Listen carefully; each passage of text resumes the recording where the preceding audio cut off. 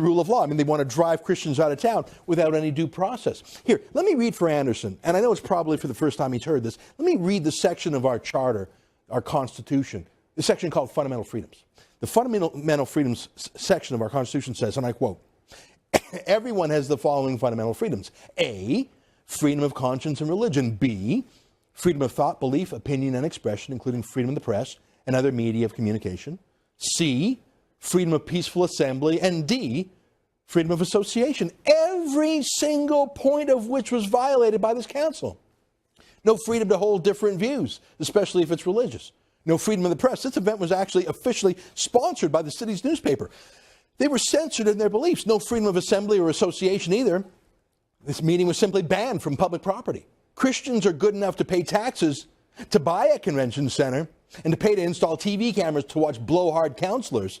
But Christians are not allowed to attend on public property if they think the wrong thoughts or know someone who thinks the wrong thoughts. It's not just divisive, but I think that it's summed up when we say that we don't want to be associated with organizations that promote homophobia or other expressions of hate. And I certainly feel that that's what Chick-fil-A does, and it's an unfortunate situation when the city of Nanaimo becomes affiliated with them. We will not accept acts of hate, and it's even within our Charter of Rights and Freedoms as well that hate speech is not permitted. And we won't accept if a criminal organization wants to come into our community and set up and have a podcast. So I just say this one, so I hate to be it that way, but I find this almost to be a criminal point of view in this day and age. Criminal point of view. To be a strong Christian is almost like being part of the Hells Angels or the Mafia. And so they ripped up a business contract. But what's even worse about it is that they're so open about their motivations. They don't like the Christian viewpoints, and they're destroying freedom of religion, freedom of the press. Remember, it was the Nanaimo Daily News that sponsored this too. Ordinary Nanaimoites bought tickets for $60 each to go and attend. Without notice to them, they were condemned as hate mongers, and their event was torn up. Well, I am seething mad, but I want to be calm, cool, and collected about this. And I want to fight back in a way that actually makes a difference, not just shouting into the air. And you know me, I am friends with one of Canada's greatest defenders of our fundamental freedoms. I'm talking about John Carpay, the president of the Justice Center for Constitutional Freedoms, who joins us with more from Calgary. John, thank God you're here. Welcome to the show. Thanks for inviting me. Now, you have reviewed the 20-minute video, which, I mean, to me, that's like a surveillance camera at a crime scene. Although, unlike them, I will not call them criminals like they called these Christians. I will say, though, it is proof of illegal, unconstitutional discrimination. Would you agree with my legal assessment that what they have done is a violation of freedom of religion, freedom of assembly, freedom of association, and frankly, because the Nanaimo Daily News was involved, freedom of the press?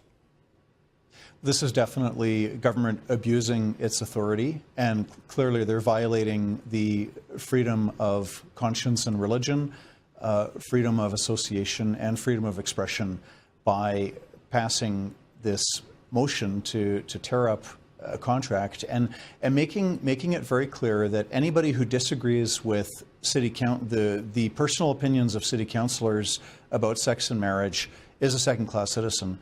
Because their reasoning is that their own views about sex and marriage are the absolute truth, and anybody who disagrees is hateful, and if you're hateful, you're not entitled to use taxpayer-funded facilities. But you'll still have to pay the taxes for them, and you'll have to pay the taxes to pay for them. What's so ironic, and it's so tone-deaf, is, I mean, I've shown what this leader cast was about. I mean, it couldn't be more lovey-dovey, feel-good. I've shown who this Dr. Henry Cloud is. He says, love gays. That's his order to his fellow Christians. Go and love gays. So who are the haters here? It's town council. Who are the divisive ones ripping up contracts and telling people they're not welcome? It's town council. That's a political point, but what's the legal point? How can we bring justice to Nanaimo to overturn the 8 councillors and the mayor? Only one righteous man on that council who voted against us. What can we do to overturn this, John? Well, the Justice Centre's litigation director is currently in discussions with people in Nanaimo, and if there's somebody that is willing to come forward to challenge City Council on this, we don't know exactly, specifically yet, what the exact nature of the court application would be. But if there's somebody that's willing to challenge this, we would certainly be available to provide representation for a person in Nanaimo that wanted to take this on. So this would be a pastor of a church. This could be someone who bought the $60 ticket for the event. Somebody who bought a $60 ticket. And, anyone with standing, as we say in the law, right? Anyone who had any connection to this event, if they want a lawyer, you're willing to be the lawyer. Well, I'll go further than that, John. Me, with the support of our viewers, I pledge the first $5,000 towards the legal bills. I don't have that kind of dough myself, but I'm going to raise it for you online, John. That's a promise. On our website, therealbigots.com. Therealbigots.com. If you go there right now and click on PayPal, John, I promise you the first $5,000 we raise goes straight to you to help the lawsuit. And folks, if you are someone who is being discriminated against by these bigots, get in touch with me or directly with John. You know my email. It's thesource@sunmedia.ca. I will put you in touch with John, and we will sue to get these bigots to reverse this decision. We're almost out of time, John. Last word to you. Well, it's important that people stand up for their rights, because whenever you see a totalitarian country or even internal genocide in a country, it's always done slowly, step by step by step. So people do have to stand up for their rights to preserve our free society. And it's good to see that there are people in Nanaimo that are doing that. Yeah. Obviously, we're not anywhere near the kind of genocide that you refer to, but we have to fight it wherever we see bigotry. We have to fight it in the first ditch. John, I'm willing to fight it. I know our viewers will help pay your bills at therealbigots.com. And if you were someone in Nanaimo who has had your rights violated, get in touch with me now. thesource@sunmedia.ca, and I'll connect you with John, one of Canada's greatest freedom-fighting lawyers. John, we're out of time. We'll be in touch. We'll follow up with this story. You bet we will. You keep fighting for freedom, my friend.